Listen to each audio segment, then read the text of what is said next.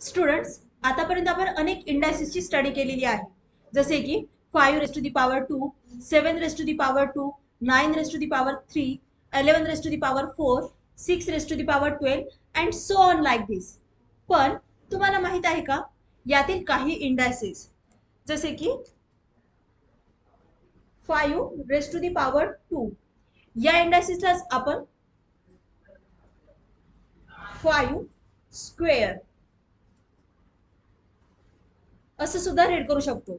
तसेच याचं next example घेऊया, 6 रेस टू दी पॉवर 2.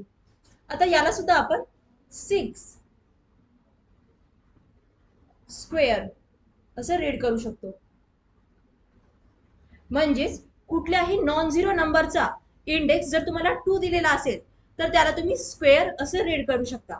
जसे की तुम्हाला जर नंबर दिलेला असेल 10 रेस टू दी पॉवर 2, तर याला तुम्ही म्हणणार 10 स्क्वेअर, 10 स्क्वेअर लाईक दिस. म्हणजेच कुठल्याही नॉन झिरो नंबरचा जर इंडेक्स 2 असेल तर तुम्ही त्याला स्क्वेअर असंच रीड करणार. पण जर तुम्हाला कुठल्याही नॉन झिरो नंबरचा इंडेक्स जर 3 दिला तर, for example 5 raise to the power 3, तर स्टुडंट्स या इंडायसिसला रीड करताना तुम्ही 5 क्यूब असं रीड करणार. 5. तसेच आता याची सुद्धा आपण काही एक्झाम्पल बघूया, जसे की 7 रेस टू दी पॉवर 3. आता इथे सुद्धा इंडेक्स हा 3 आहे, म्हणून याला आपण म्हणणार 7 क्यूब.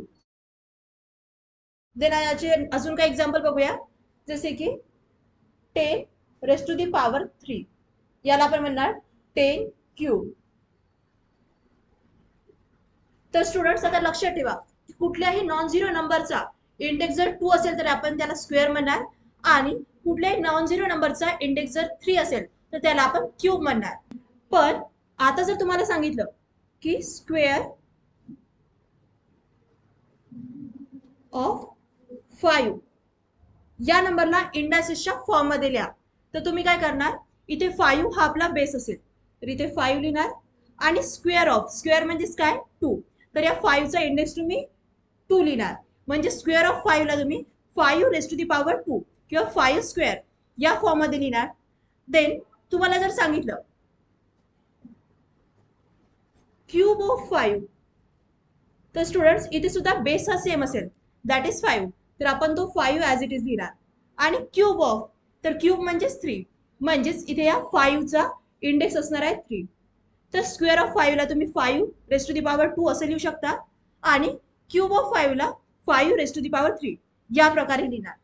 पण आता जर तुम्हाला सांगितलं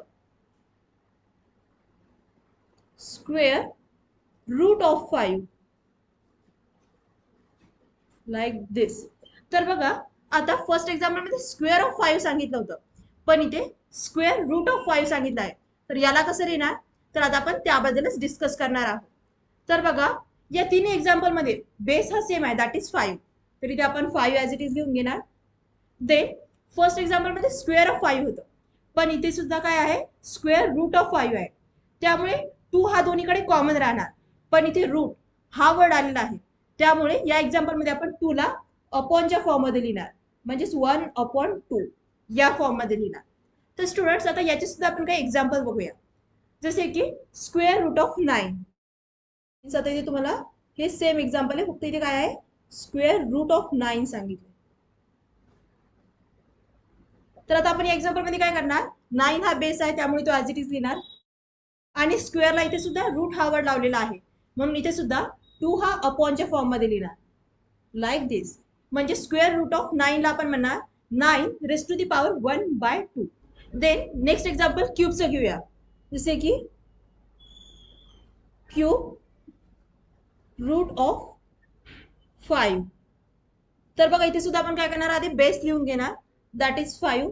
देन क्यूब रूट, तर क्यूब म्हणजे 3, पण रूट हा वर्ड आलेला आहे त्यामुळे इथे सुद्धा आपण काय करणार, 3 ला 1/च्या फॉर्म मध्ये लिहिणार like this. Means cube root of 5 काय असेल, 5 raise to the power 1/3.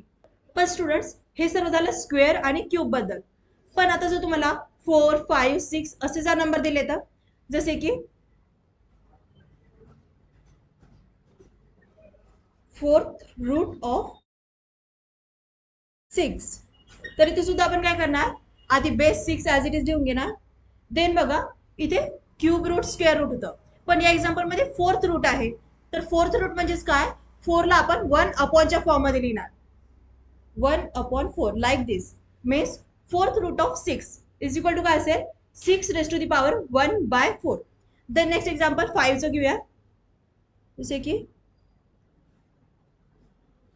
Fifth route of 9. तर इथे बेस हा 9 as it is. Then fifth root म्हणजेच 1/5. देन नेक्स्ट एक्झाम्पल आता आपण घेऊया सेवेंथ रूट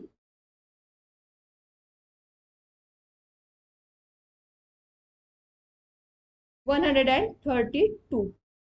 आता बघा इथे 132 हा नंबर मोठा आहे, पण हा आपला बेस आहे, त्यामुळे आपण या बेसला ॲज इट इज लिहिणार, that is 132. Then seventh root म्हणजे ते 7 हा अपॉनच्या फॉर्म मध्ये येणार, जसे की 1/7. तर स्टुडंट्स या प्रकारे आपण कुठल्याही नंबरला इंडायसिसच्या फॉर्म मध्ये लिहू शकतो.